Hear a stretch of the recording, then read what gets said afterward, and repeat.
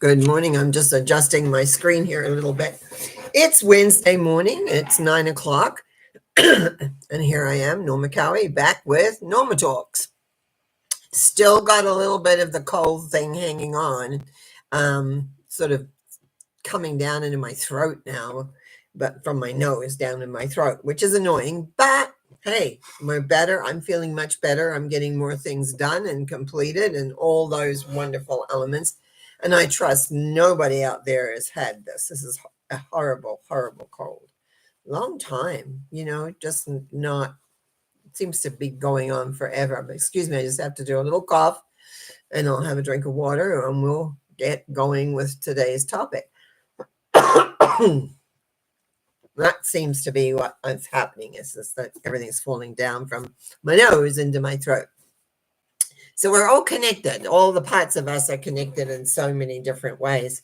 I quite often on mental mind treatments talk about this little box that I have called the God box, and it has all sorts of different things in. I usually produce one on Monday nights when we're doing mental mind treatments. And I was just looking through some of them the other day, and I thought this would fit in with the topic that I wanted to do. And this one says, the universe has ears, capital letters. When I criticize others, I criticize myself. When I bless others, I bless myself. And on the other reverse side, it says, the universe is a great mirror. Everywhere I look, I see myself. And that brings me to the topic I really wanted to talk on, which is a continuation, really, of what I talked about on Sunday. It's on a Sunday thought. And that is thoughts. There's a lot of books written, and I remember reading many of them years and years ago about how thought creates your reality. And really talking about how we are responsible, how we're responding to our lives and how it works. And it took me quite a long time to really come to terms with how thinking works. And the realization that every second that you're thinking a thought, and let's just talk about seconds, it's actually quicker than that, but we'll talk about seconds, that every second you're thinking a thought, that thought is going out and creating what we would call is your vibrational rate. And then, of course, we have plus thinking, not so plus thinking. We have depressive thoughts. We have angry thoughts. We have critical thoughts, as the little card said. But they all go into making up your vibration. And sometimes it seems situations arrive in your life out of nowhere and you have no idea where they've come from or what they're doing there. And sometimes we have to go inside to really look at what that's all about and what is it really meaning and what is it bringing to you. But the reality is that your basic thinking is and does create your vibrational rate. And particularly now, because I'm working so much with my clients going deep into the subconscious and clearing the subconscious. And I was explaining to one of my clients the other day that, we do this transformation work and it's like we're clearing all the sort of debris in order to get down into the subconscious. And when we're looking at the thinking process, the belief systems that are held in the subconscious that have been there for a long, long time, many lifetimes. It's not like just something that was created.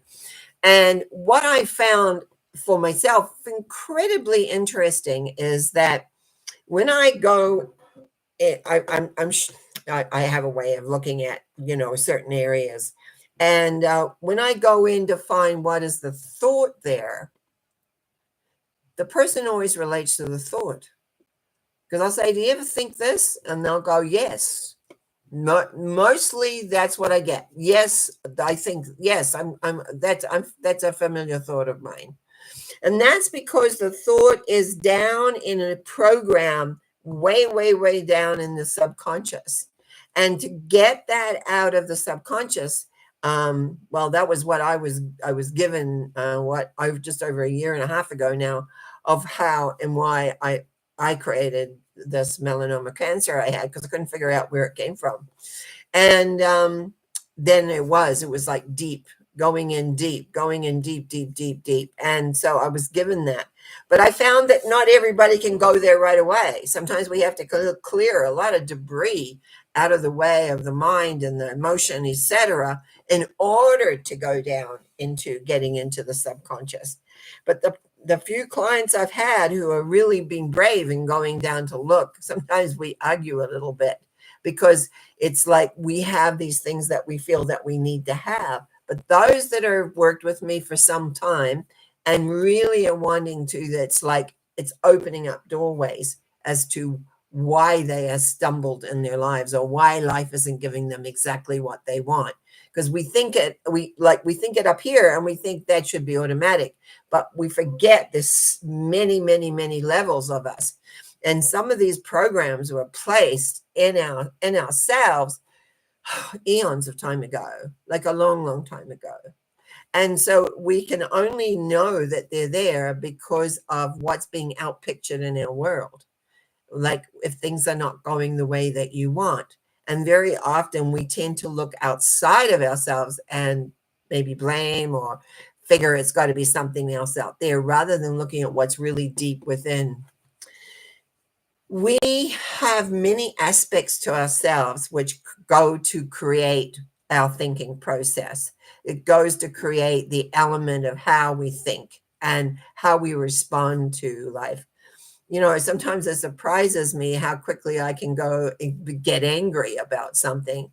And it does surprise me, because I'm not normally an angry person. I don't live a lot with anger. And yet all of a sudden something can really trigger me. And I really feel that inside. And I've taken a look at that from different times. And often it's a feeling of inferiority, or a feeling of not being good enough, that's been with me for a millennia. And I knew as a child I felt like that. But then as an adult, and I learned more, it sort of rescinded. But every now and again, that element would come up. So it's like knowing where and what and who you are. What are you composed? Can't get the word out. What are you comprised of? Like, what goes to really make you who you are? And why do you think what you think, Now, because I come from Night Tarot background, and because of the suit of wands, which talks about thoughts, what I found was, as I was learning about that, I began to learn a lot about how I thought, what my thinking was. I also got into meditation. I also got into, as I mentioned on Sunday Thought, affirmations. And one of the first affirmations, and I mentioned this the other day, were 4 of them. I love me, I trust me, I'm loved, and I'm lovable. Today, I have a great big long sheet of different affirmations that I use a lot and give out to my clients. Whether they use them or not, I don't know, because I'm not looking over their shoulder. But it is a way in which we begin to school the subconscious to represent how we want to be represented, and a recognition of that we're not always perfect in our thinking. We're not always responding exactly as we want to or how we want to. We are powerful beings. We have this ability to think. We have this ability to be able to take information in and you might say mold it or put it in a perspective of a way that we can utilize it and move forward. And yet so often we choose not to do that. So often we choose not to go into personal growth or understanding or awareness. I mean, I'm fortunate. I have clients, and I've over the years had students. I don't so much have students at the moment, but I certainly have clients, and we work at learning who we are, really are, and what it is we can do or change or be. And I'll agree that some clients, hang on a minute. Sorry about that. Some clients really want to learn and really want to get a handle on it. Others just want to know the information. And I have no judgment about that. because we're all individuals. And if we're trying, and I use that word literally here, if we're trying to figure out how our life is working, at least that is one step further than just blindly going ahead. And we're trying to understand how things interlock and come together. But for me, in my own personal interest, it is that going deep, deep, deep, deep inside and finding these subconscious programs that are the baseline for everything. And even though we may not realize it, how often these have been made millennia ago and are there. Now, people talk about this, the power of the subconscious. One of the first books I remember picking up and reading many years ago. And it was like, it was all there. But people, I don't think, really understood when we talk about subconscious. I knew in my sheets that I work off when I'm doing transformational work, there's a segment that says subconscious, and it would show subconscious. But I also knew I couldn't get to that because we had all this other stuff on top. And so it's like being able to bring through, clear that, and get down to those baselines. And I've done several of these deep subconscious work in this last few days. And it's fascinating to me how when we because I tune in and I get a thought, just make sure that the person understands what the belief structure is there. And then they argue. Not saying every time, but it's like, because it's something that you may hold to yourself, that this is who I am, this is what makes me me, gives me my individuality, and yet it could be the thing that's tripping you up all the time. So it's very interesting. Sometimes it's like I'm in a debate explaining how this works. Then I talk about how I'm clearing it, and always replacing energy. When you take something away, you got to replace it. And so we're replacing with energy. And sometimes I'm giving colors. And in fact, really interesting, yesterday I was working with a client, and I was basically pulling out these, it's like I'm pulling these out. And the color that came, it was a color that I have never seen come before. And I went, something's not right with this. Let's look a little bit deeper. And sure enough, there was like a sub program in that program. And I had to, it was like, you've got to be on your toes, so to speak, when you're dealing with these kind of deep, deep programs. And as I say, often people, like, it's like they, on one hand of them, they agree with what you're saying, which is always nice.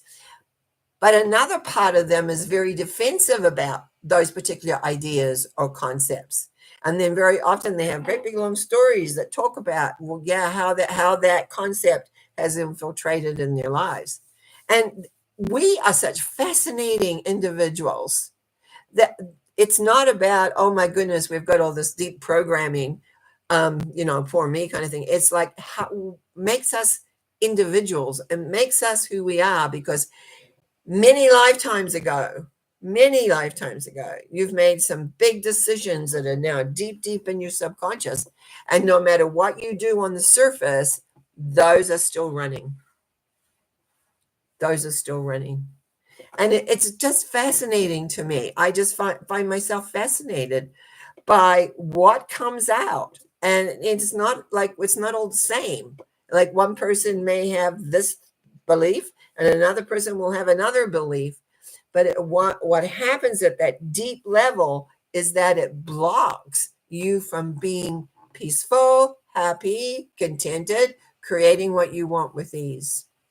And of course, that's what a lot of my clients get hold of me for, because I want to figure out why things aren't working the way they want them to work.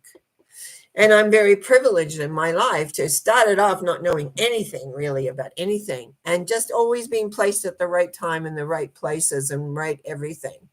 And it's like, as I said, when Miss Melanoma came up last year, I couldn't figure, why? Why have I got this now?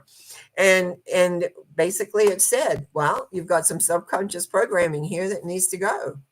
Well, it's been a long time, but it's getting there. And I like to think I am on getting on the, and then, by the way, I'm now getting therapy on my elbow. So, things are coming along. And I'm not any different than anybody else. It's just that I've always been curious as to what makes us tick, what makes us work, and why does one person have problem after problem after problem and another doesn't. And that actually often has a lot to do with the deep programming that you have in your subconscious mind.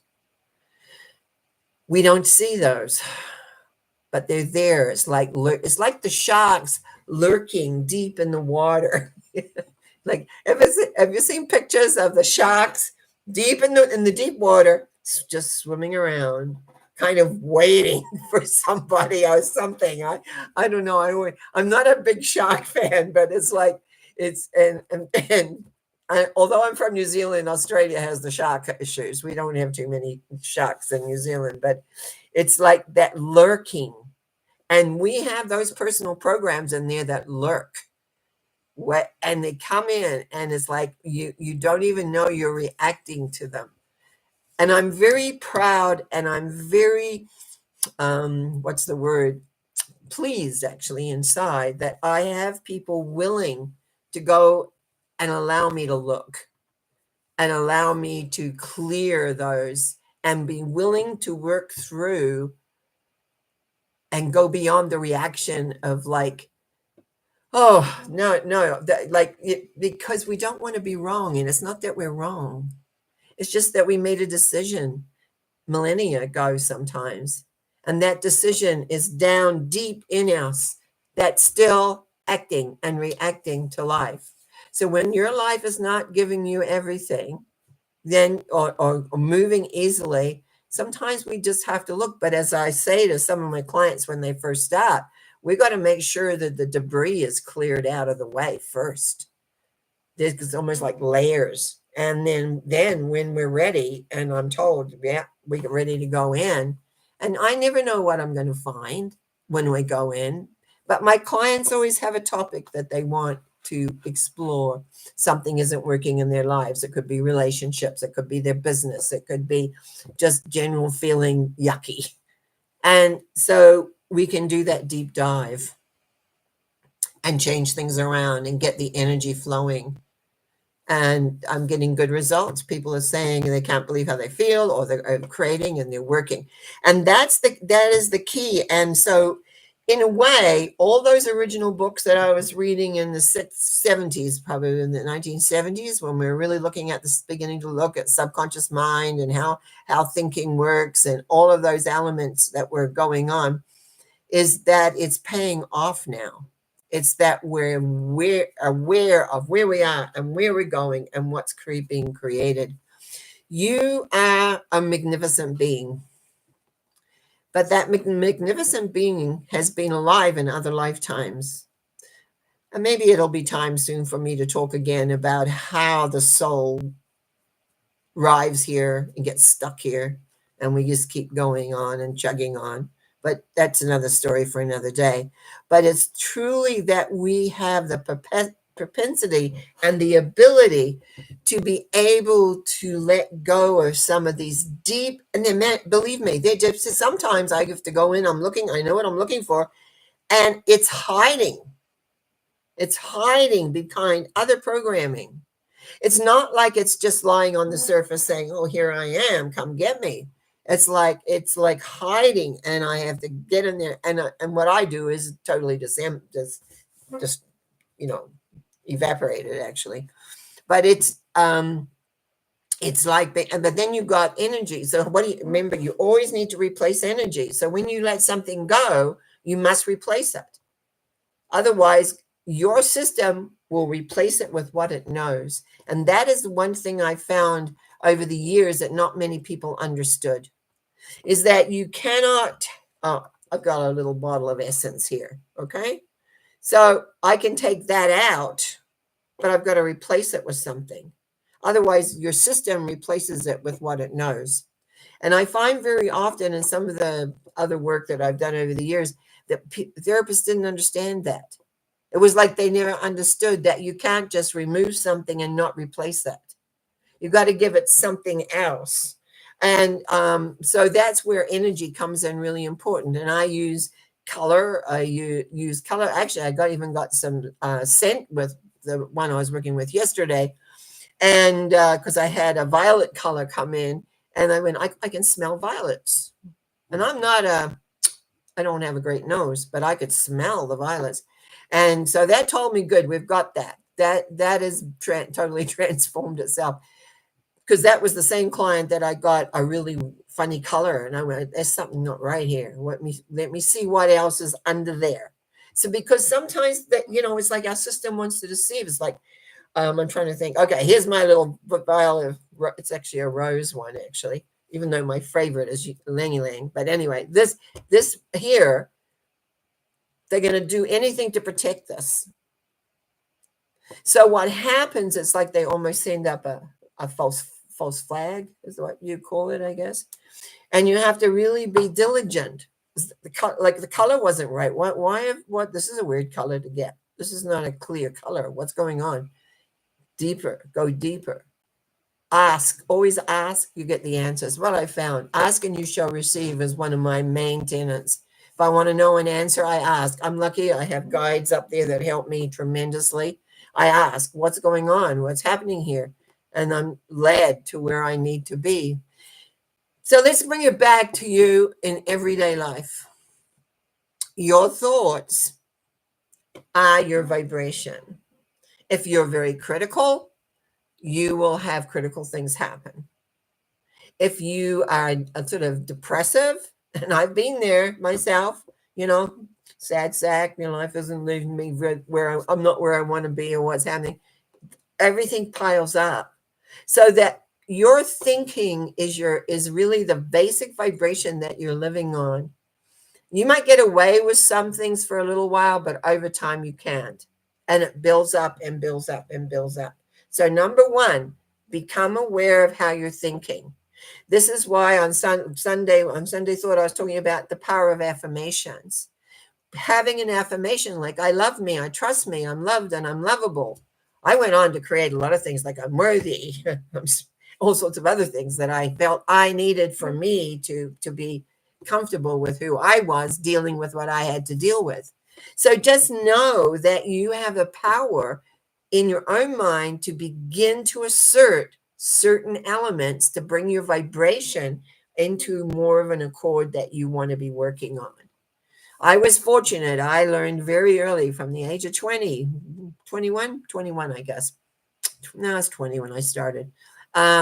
Learning how to read the tarot cards for myself. Whole new way of looking at life. I was fortunate. I was placed in positions and places where there was a lot of new things going on. And that is what helped me. I sat down this morning, actually, looked at some cards and went, oh, okay. So it's like knowing they're signposts showing you. Now, I'm like everybody else. I got lazy and I didn't always keep up with everything that I was doing. And, for myself.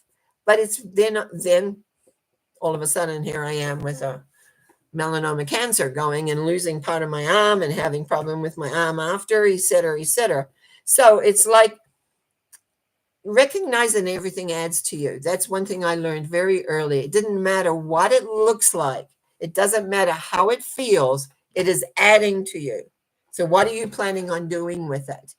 What are you planning on? How are you going to react? Are you going to sulk? Are you going to be sad? Are you going to be angry? What are you going to do? Or are you going to accept it and say, okay, now where do I go from here? Where do I go forward? And very often, and in today's society, there are many of us that help people work with their inner being, work with their thoughts, work with their feelings, etc. And I would like it to get well enough, which is one of my, remember, I got this information dropped into me to understand what was going on with me.